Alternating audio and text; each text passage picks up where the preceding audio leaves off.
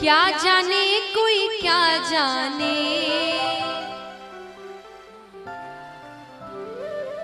क्या जाने कोई क्या जाने,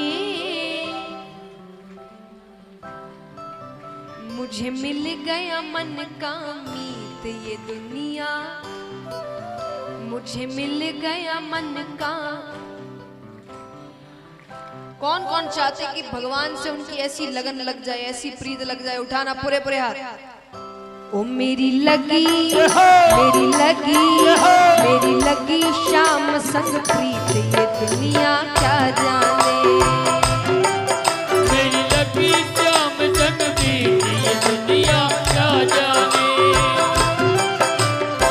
क्या जाने कोई क्या जाने, क्या जाने कोई क्या जाने, क्या जाने कोई क्या जाने, क्या जाने कोई क्या जाने, मुझे मिल गया मुझे मिल गया मुझे मिल गया मन का मीत ये दुनिया क्या जाने,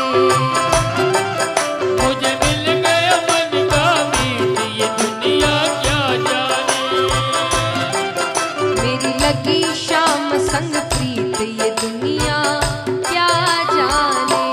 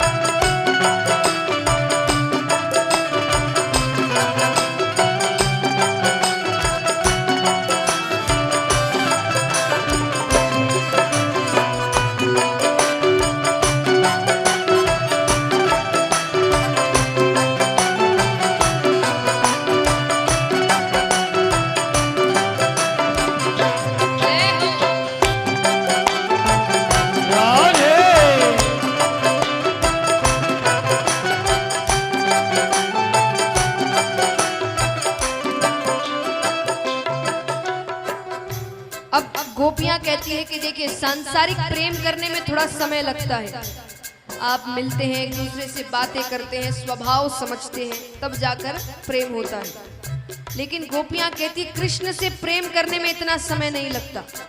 कृष्ण से प्रेम हमें कब हो गया था?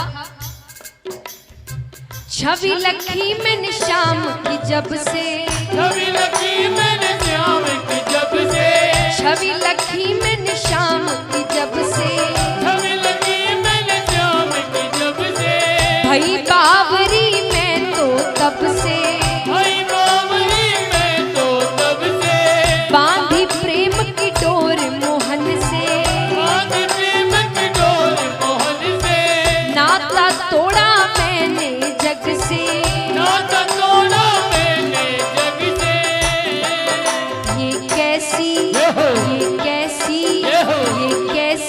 पागल प्रीत ये दुनिया क्या जाने, ये कैसी पागल प्रीत ये दुनिया क्या जाने, मेरी लगी शाम संग प्रीत ये दुनिया क्या जाने।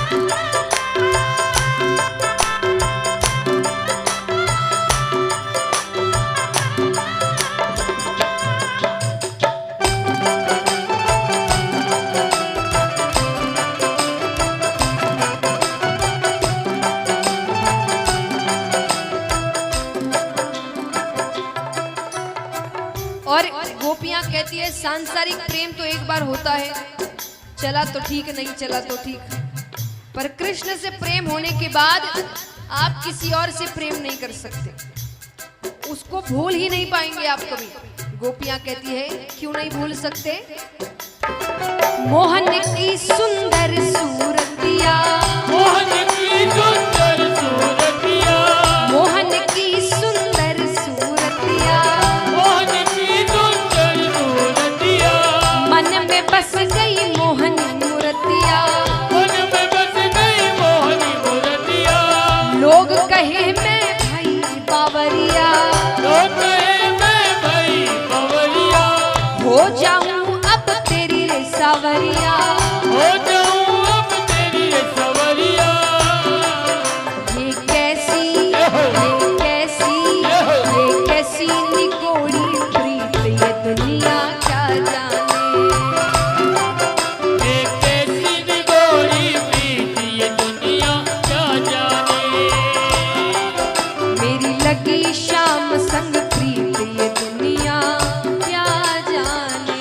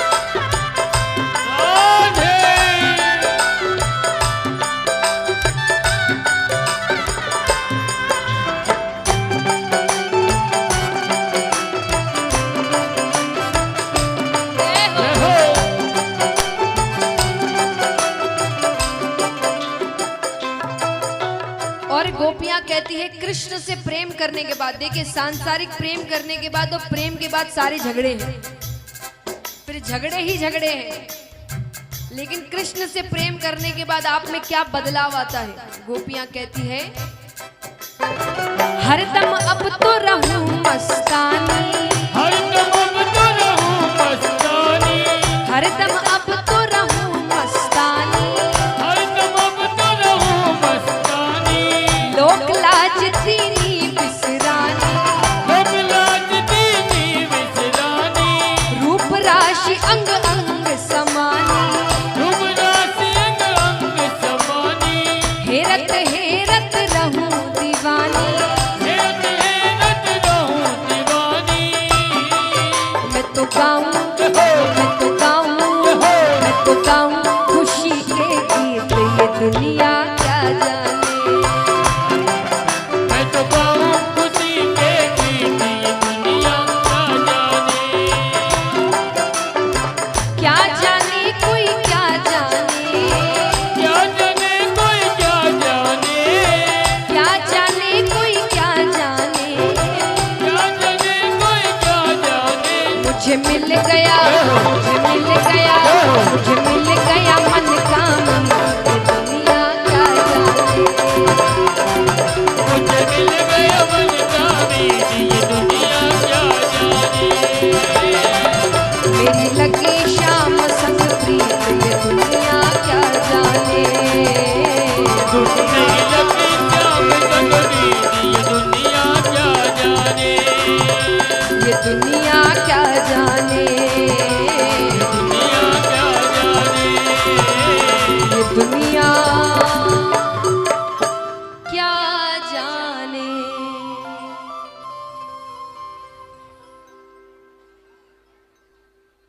तो महाराज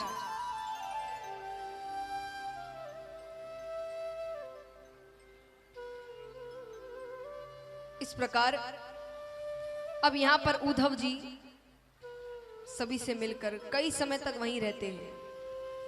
मिलकर वापस ठाकुर जी के पास जाते हैं। ठाकुर जी के पास जाते हैं तो जैसे ही कमरे में प्रवेश कर रहे होते हैं कि भगवान कहते हैं, अरे उद्धव, आने में बड़ी देर कर दी। उद्धव जी कहते हैं, दयालु, कृपालु, करुणानिधि, ये सारे मनगढ़ंत नाम हैं आपके, आपने खुद ने रखे हैं। भगवान कहते, तुम्हें वहां भेजना मेरा सफल हुआ, क्योंकि मुझसे इस लहजे में केवल गोपियां बात कर सकती है। इस भाषा में मुझसे केवल गोपियां या ब्रजवासी ही बात कर सकते हैं, और किसी के अंदर इतनी हिम्मत नहीं है। उतना प्रेम जिसके अंदर होगा वही मुझसे ऐसे बात कर सकता है। उद्धव जी कहते, आप यहाँ क्या कर रहे हैं? कितने प्रेमी है वहां पर आपके। भगवान कहते, मैं वहां नहीं जा सकता। अरे कंस के ससुर जरासंध बार बार आक्रमण करते हैं। अब मथुरा में तो सैनिक है, हथियार है, इतना बड़ा महल है, तो वो हार कर वापस चला जाता है। लेकिन वृंदावन में तो कुछ भी नहीं है। एक बार आक्रमण होगा और पूरी ब्रजभूमि खत्म हो जाएगी। तो बोले कभी कभी मिलने चले जाया करिए। बोले वो भी नहीं कर सकता। जरासंध को भनक भी लग गई कि मेरी प्रीति है वृंदावन में, तो मुझे मानसिक पीड़ा पहुंचाने के लिए वो वहां तकलीफ देगा सबको। तो बोले तो उनको यहां ले आइए, यहां तो सब कुछ है। भगवान कहते हैं, वहां मैं एक ग्वाला था। क्या था? एक ऐसा ग्वाला जो गैया चराता है, ग्वालों की जूठन खाता है। यशोदा मैया मुझे रस्सी से बांध दिया करती थी। यहाँ देवकी माता को जब पैरों का स्पर्श करता हूं ना, वो सोचती आशीर्वाद दूं कि नहीं दूं, क्योंकि उनको पता है कि ये भगवान है। तो बोले उनको यहां लेकर आ गया ना, तो उनको मन में ऐसा लगेगा कि कन्हैया कैसा था, कैसा हो गया है, यहाँ पर लोगों को मार रहा है, राजनीति कर रहा है। भगवान कहते, पर चिंता मत करो, उन सब का ध्यान रखता हूं मैं। वो जब रास्ते में मूर्छा को प्राप्त होते हैं ना, मैं उनको घर वापस सही सलामत छोड़कर आता हूं। अब यहां समय बीतता है। जरासंध बहुत परेशान करने लगे, बार बार आक्रमण करते। तब भगवान ने द्वारका नगरी बनाई पानी के बीच में, कि वो आक्रमण ना कर सके। अब यहां पर विदर्भ देश में चलते हैं, जहां राजा भीष्मक हैं।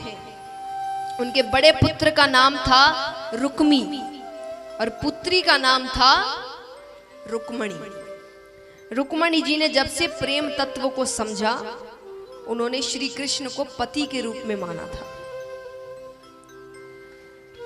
अब यहां पर पिता को जाकर बताती है कि मुझे कृष्ण से शादी करनी है। पिता भी मान जाते हैं, पर भाई ने कहा नहीं, मेरी एक ही बहन है और उसका विवाह मैं अपने मन से कराऊंगा, जैसे विवाह उसको करना है। उसने कहा विवाह तो मेरे ही मन से होगा, मेरा मित्र है शिशुपाल, उसी से विवाह होगा। बच्चे बड़े हो जाए, माता पिता की ज्यादा चलती नहीं है। तो रुक्मणी जी के घर पे एक ब्राह्मण आया करते थे। रुक्मणी जी ने उनके हाथों एक पत्र भिजवाया श्री कृष्ण को कि मुझे आपसे विवाह करना है। मैंने जब से प्रेम तत्व को समझा है, आपको ही पति माना है। अब या तो आप मुझसे विवाह करिए, वरना किसी और से तो मैं विवाह नहीं करूंगी। और ज्यादा जबरदस्ती करी तो इस प्राण को त्यागने के अलावा मेरे पास और कोई रास्ता नहीं है। अब इस पत्र से यहां बैठे कोई भी युवा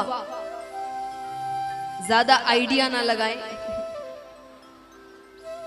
सभी से निवेदन है।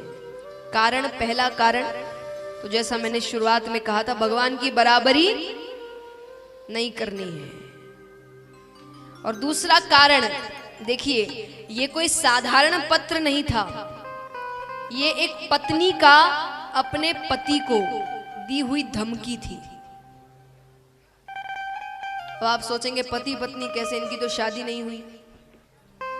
ठाकुर जी किसका रूप है? विष्णु भगवान। रुक्मणी जी किसका रूप है? वो पहले से पति पत्नी है। तो धमकी इसीलिए थी क्योंकि देखिए, श्री राम ने भी, सीता माता किसका रूप है? लक्ष्मी जी। उन्होंने हर जन्म में, हर अवतार में अपनी पत्नी से शादी करी है। तो इस अवतार में जब लीलाओं में थोड़ी, तो ये एक धमकी का लेटर गया है कि आपकी लीला अपनी तरफ, मेरा रिश्ता अपनी तरफ। रिश्तों के साथ कोई खेल नहीं, तो कुछ भी कोई भी लीला करते रहो, शादी तो इसीलिए ये पत्र गया था।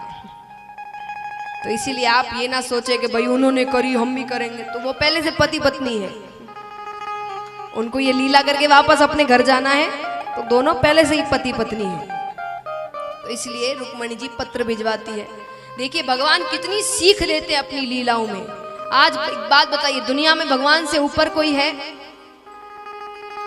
कोई भी है जिससे भगवान को पूछना पड़े कि मैं काम कर लूं क्या, लीला कर लूं क्या?